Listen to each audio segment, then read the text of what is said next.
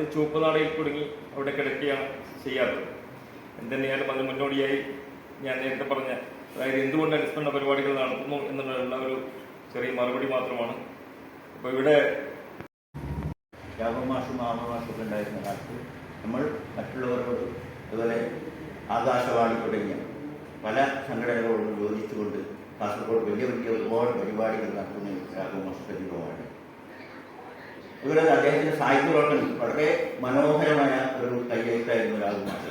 എനിക്കറിയാം, അദ്ദേഹം അവിടെ നമ്മൾ ഇന്നൊരു കടലാസിൽ വന്നിട്ട് സാധനം എഴുതുകയാണെന്ന് പെട്ടെന്ന് പ്രസ് റിലീസൊക്കെ തയ്യാറാക്കുകയാണെന്ന് വളരെ സാധിക്കുന്ന വളരെ മനോഹരമായ കയ്യെഴുത്താണ്. അതിനിടെ ഞാൻ പിന്നെ അത് ടൈപ്പ് ചെയ്യണമെന്നുള്ള ഒരാവശ്യം വരാറില്ല സാധാരണ. അങ്ങനെയുള്ള ഒരു രാഘവമാഷ് എനിക്ക് നന്നായി അറിയാം. അതുപോലെ തന്നെ അദ്ദേഹത്തിൻ്റെ കൃതികളെ കുറിച്ചൊക്കെ ഇവിടെ സ്വാഗത സംഘത്തിൽ സൂചിപ്പിക്കുകയുണ്ടായി. ഏകദേശം 20-ലധികം കൃതികൾ അദ്ദേഹം മലയാളത്തിലേക്ക്, കന്നഡയിൽ മലയാളത്തിലേക്ക് കൊണ്ടുവന്നു. അതുപോലെ തന്നെ 7ഓളം കൃതികളാകുമ്പോൾ മലയാളത്തിൽ നിന്നും കന്നഡയിൽ.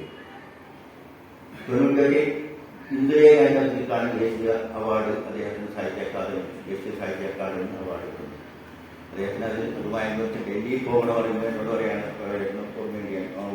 പോവുകയാണ്.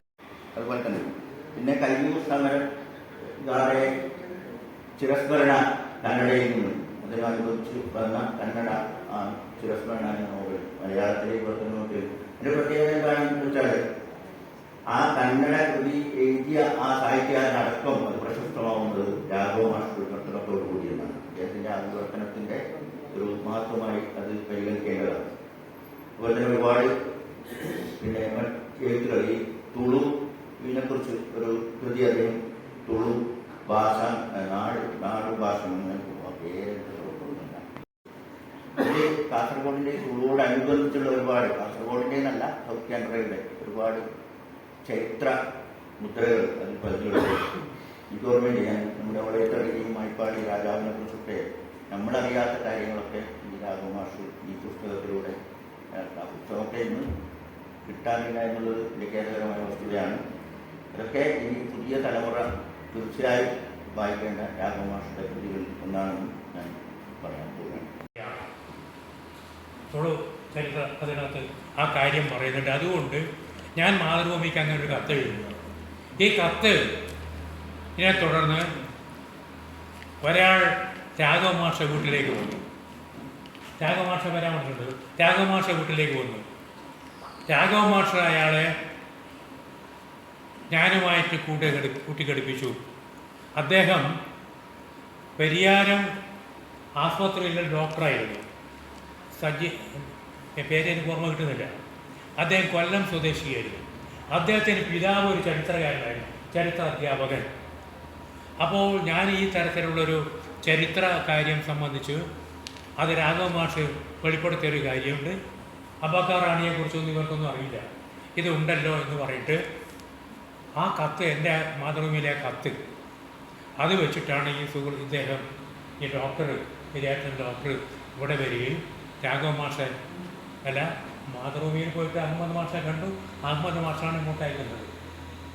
അങ്ങനെ രാഘവമാഷ് വഴി ഞങ്ങളിങ്ങനെ കൂട്ടിയടിച്ച് കുറേ കാലം ഞങ്ങൾ കത്തിടപാടൊക്കെ ഉണ്ടായിരുന്നു. അപ്പോൾ ഇതുപോലെ നമുക്ക് അധികം ഒന്നും അറിയപ്പെടാത്ത ഒരുപാട് സംഭവങ്ങൾ രാഘവമാഷ് പുറത്തെ കൊണ്ടുവന്നിട്ടുണ്ട്. ഈ അബക്കാർ റാണിയുടെ കാര്യത്തെ സംബന്ധിച്ച് പിയാത്രോ ദെല്ലാ വെല്ലിയുടെ ഒരു ഇറ്റാലിയൻ സഞ്ചാരിയാണ്. പിയാത്രോ ദെല്ലാ വെല്ലിയുടെ റിപ്പോർട്ട്, യാത്ര, അനുപമ നിരഞ്ജന, അവർ എഴുതിയ ദിട്ടെ എന്നൊരു നോവലുണ്ട്. ഈ ദിട്ടെ അബക്കാർ റാണിയുടെ കഥയാണ്. അപ്പോൾ ഈ കാര്യങ്ങൾ കൂടി ഞാൻ പറയുകയാണ്. ഇതൊന്ന് തേടിപ്പിടിച്ചിട്ട് നമുക്കതൊന്ന് വായിക്കുകയും ഈ കാര്യങ്ങളെ കൂടുതൽ മനസ്സിലാക്കുകയും, ഇങ്ങനെ ഒരു ചരിത്രം കൂടി ഉണ്ട്, ആ ചരിത്രത്തെ പറ്റിയുള്ള ഒരു ചെറിയ അറിവ് ഇന്നത്തെ തലമുറക്ക് നൽകിയത് രാഘവമാഷാണ്. അത് ദൂരെ നിൽക്കുന്ന ആളുകൾ മനസ്സിലാക്കിയത് പോലും നമ്മൾ വേണ്ടത്ര അറിയുന്നില്ല എന്നുള്ള കാര്യങ്ങൾ, അത് നമ്മുടെ ഒരു പോരായ്മയെ തന്നെ നമ്മൾ കാണണം. നമുക്ക് എന്ത് സംശയവും ചോദിക്കാൻ ഞങ്ങളൊക്കെ പോകുന്നത്, ഗുരുവായൂർ പറഞ്ഞ പോലെ രാധാകൃഷ്ണനൊക്കെ ഞങ്ങളൊക്കെ പോകുന്നത് ഇവിടെ ഈ ത്രിവേണിയിലേക്കായിരുന്നു. അവസാനം രാഘവമാഷ് ഈ ലോകത്തോട് തന്നെ ഇവിടെ വാങ്ങിയത് ഇതാ. ഞാൻ പലപ്പോഴും പറഞ്ഞു ഈ ലൈബ്രറി കെട്ടിടത്തിൻ്റെ ഇവിടെ താഴത്തെ വീട്ടിലേക്ക് ത്രിവേണിയിലേക്ക് ഇറങ്ങാൻ സൗകര്യമില്ല. പല ഭാഗത്തുനിന്ന് വിവരം പറഞ്ഞിട്ട് ആളുകൾ അങ്ങോട്ട് വരുന്നു. പക്ഷേ അപ്പോഴാണ് ഇവിടെ ഇത് കൊണ്ടുവന്നിട്ട് അന്ന് ലൈബ്രറിക്ക് പോലുള്ള കെട്ടിട കാര്യങ്ങളൊന്നുമില്ല. ഇവിടെ ആണ് വൈകുന്നേരം ഉച്ച വരെ അതവിടെ പിന്നെയാണ് പുതുമയിലേക്ക് അങ്ങോട്ട് നമ്മളവിടെ കൊണ്ടുപോയത്. രാഘുമാഷ സ്ഥലധർമ്മിണി ഗിരിചേച്ചി ഗിരിഞ്ഞാന്നും കൂടി വിളിച്ചിരുന്നു. കിടക്കിടക്ക് ഞാൻ അങ്ങോട്ട് വിളിക്കും. ആരോഗ്യ പ്രശ്നങ്ങളൊക്കെ ഉണ്ട്. മറ്റേ മകൾ സുജാതയുടെ കൂടെ അവിടെയുണ്ട്. വിളിച്ചിട്ട് കാര്യങ്ങളൊക്കെ പറയും. രാവിലെ നിന്ന് സംസാരിക്കുമ്പോൾ ഇങ്ങനെയുള്ള ഒരുപാട് വികാരം കൊള്ളുന്നു നമ്മളെല്ലാവരും. ഞാൻ നിർത്തുകയാണ്. നന്ദി. ഞാൻ രാഘവമാഷെ ബന്ധപ്പെടും. നേരത്തെ നമ്മുടെ സന്തോഷ് സൂചിപ്പിച്ച പോലെ നമുക്ക് എല്ലാവരെയും തണലായിട്ടുള്ള ഒരു വ്യക്തിയാണ് മാഷെ. സാഹിത്യവേദി എല്ലാ വർഷവും ഇവിടെ അനുസ്മരിക്കുന്നുണ്ട്.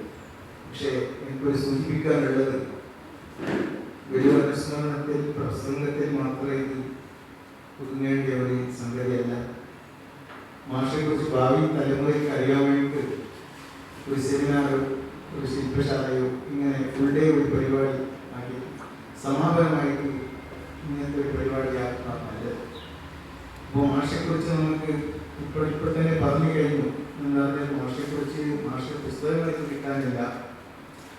മാഷെക്കുറിച്ച് പുതിയ തലമുറയ്ക്ക് അറിയാൻ വേറെ വഴികളൊന്നുമില്ല. അതുകൊണ്ടാണ് ഞാൻ പറഞ്ഞത് മാഷെക്കുറിച്ച് ഒരു സെമിനാർ വെക്കണം. മാഷക്കൃതികളെ കുറിച്ച് കന്നഡ മലയാളം 2 ആൾക്കാരെ വിളിച്ചിട്ട് ഒരു സെമിനാർ വെക്കാം.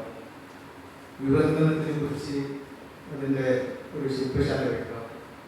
ഒരു ഫുൾ ഡേ പരിപാടി ഇങ്ങനെ ആയിട്ട് മാഷെ ഓർമ്മിക്കുന്നതാണ് ഏറ്റവും നല്ലതെന്നാണ് എനിക്ക് പറയാനുള്ളത്. നേരത്തെ പറഞ്ഞ പോലെ ഇവിടെ ലൈബ്രറിയിൽ മാഷെ ഒരു കോർണർ ഉണ്ട്. പക്ഷെ പുസ്തകങ്ങളില്ലെന്നാണ് പറയുന്നത്. ചെയ്യാനുള്ള ഒരു അവസരമുണ്ട്. പുസ്തകങ്ങൾ പ്രസിദ്ധീകരിക്കണം. കന്നഡത്തിലുണ്ട്, മലയാളത്തിലും മാഷ കുറേ ലേഖനങ്ങളുണ്ട്.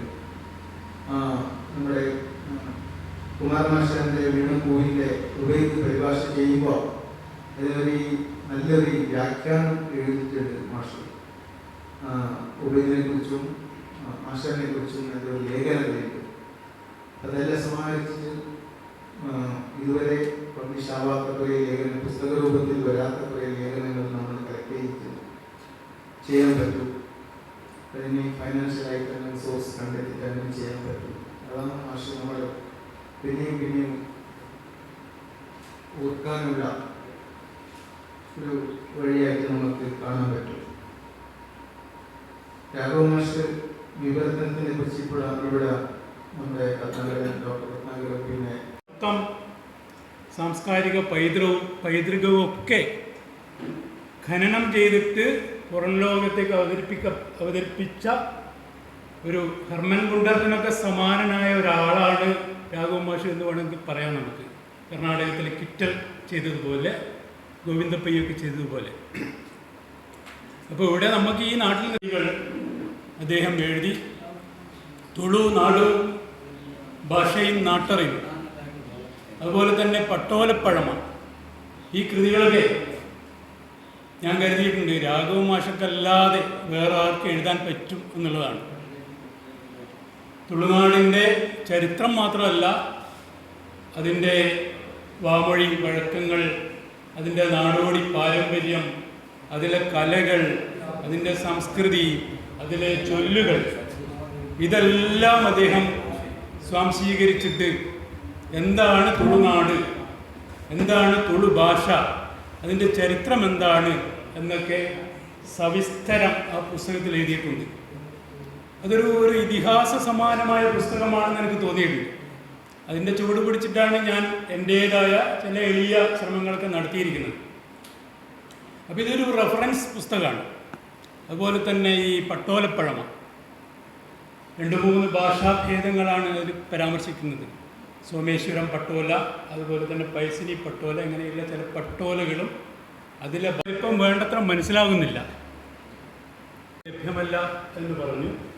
അതൊക്കെ ലഭ്യമാക്കാനും അതൊക്കെ യൂണിവേഴ്സിറ്റി സർവകലാശാല തലങ്ങളിലൊക്കെ പാഠ്യവിഷയമാകാനും അത് സംബന്ധിച്ച് ഗവേഷണങ്ങൾ നടക്കാനൊക്കെയുള്ള ശ്രമങ്ങൾ ഇത് നമ്മളെ ഇടയിൽ നിന്ന് തന്നെ ഇത്തരം സജീവമായി ഇറങ്ങുന്നത് നമ്മൾ കാണുന്നു.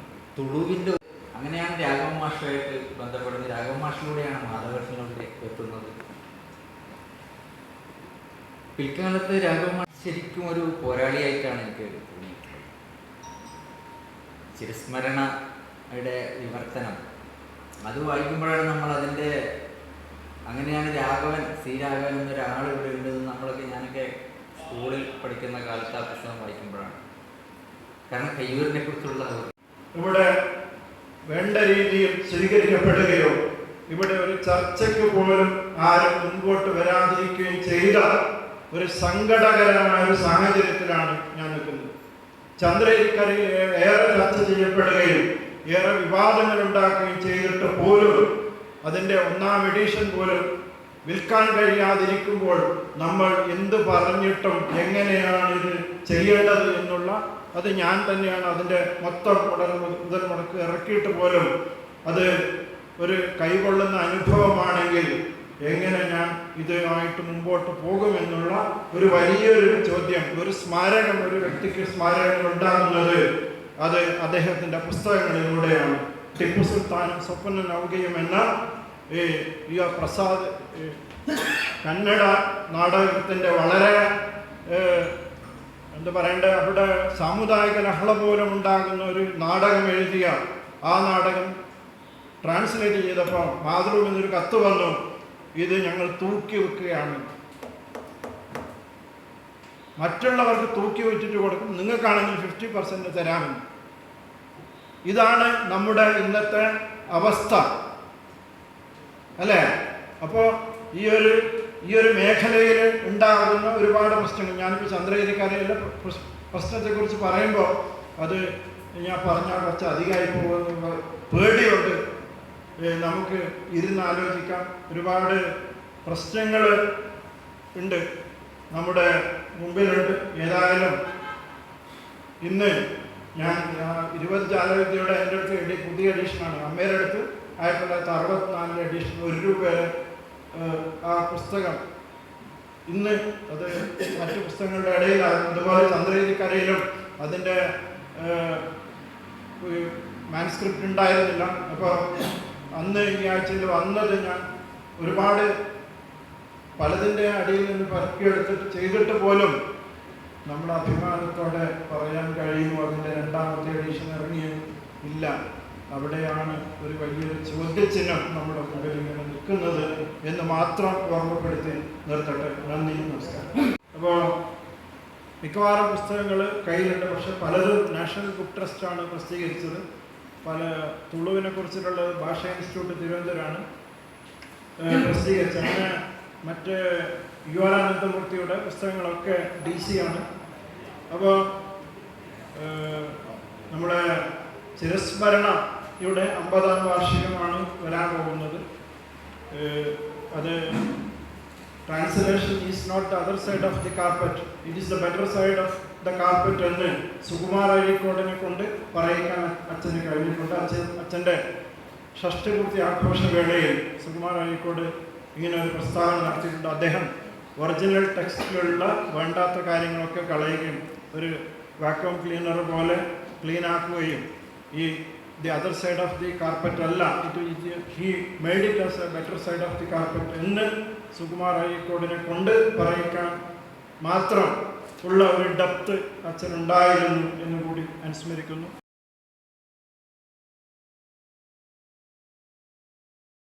550D ക്വാളിറ്റി TMT സ്റ്റീൽ ബാറായ മിനാർ TMT സ്റ്റീൽ ബാർ ഉപയോഗിച്ചാൽ പിന്നെ ഏത് ആകാശം മുട്ടുന്ന ബിൽഡിംഗും കരുത്തോടെ കാലങ്ങളോളം നിലനിൽക്കും. വിശ്വാസത്തിന്റെ കാതൽ, കരുത്തിന്റെ കാവൽ.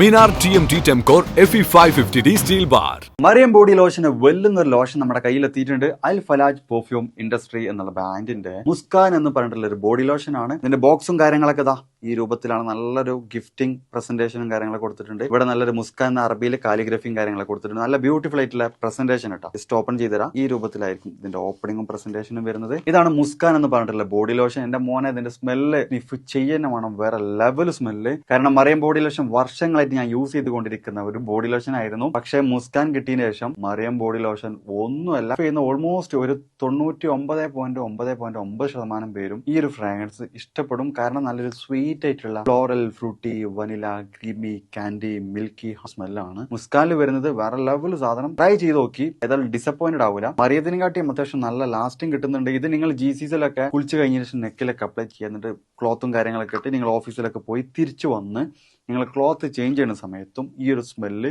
GCCയിൽ ഫീഡ്ബാക്ക് കിട്ടിയിട്ടുണ്ടെന്ന് അവർ പറഞ്ഞിട്ടുണ്ട്. പിന്നെ അവർ മെയിനായിട്ട് ചെയ്യുന്നത് ഹോൾസെയിലാണ്. ആർക്കെങ്കിലും ബൾക്കായിട്ട് ഹോൾസെയിൽ വേണമെന്നുണ്ടെങ്കിൽ താഴെ കൊടുത്ത് നമ്മൾ കോൺടാക്ട് ചെയ്തോളി, അവർ കാര്യങ്ങളൊക്കെ അറേഞ്ച് ചെയ്യും. ഇനി നാട്ടിലോട്ട് ആർക്കെങ്കിലും ഹോൾസെയിലായിട്ട് വേണമെന്നുണ്ടെങ്കിൽ അതിനെ അവരെ കോൺടാക്ട് ചെയ്തോളി. പിന്നെ പെർഫ്യൂമൊക്കെ ആർക്കെങ്കിലും മാനുഫാക്ചർ ചെയ്യണമെന്നുണ്ടെങ്കിൽ, അതുപോലെ പ്രൈവറ്റ് ലാബിലും കാര്യങ്ങളൊക്കെ ചെയ്യണമെന്നുണ്ടെങ്കിൽ ഇവരെ കോൺടാക്ട് ചെയ്യുക. ഏതായാലും താഴെ ഡിസ്ക്രിപ്ഷനിൽ അവരുടെ കംപ്ലീറ്റ് ഡീറ്റെയിൽസ് ഞാൻ കൊടുക്കുന്നുണ്ട്. ഈ സാധനം നിങ്ങൾ ഓർഡർ ചെയ്തോളി, ഓൾ ഓവർ UAE അവരുടെ ഡെലിവറിയും കാര്യങ്ങളൊക്കെ ചെയ്തിടും.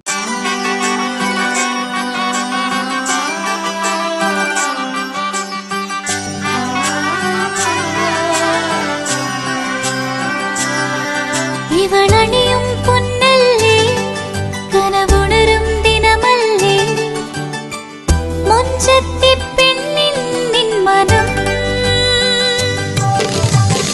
പെണ്ണഴകിനു മിഴിവേകി എന്നെന്നും നിന്നില്ലേ, മാറ്റേറും പൊന്നിൻ താരമേ.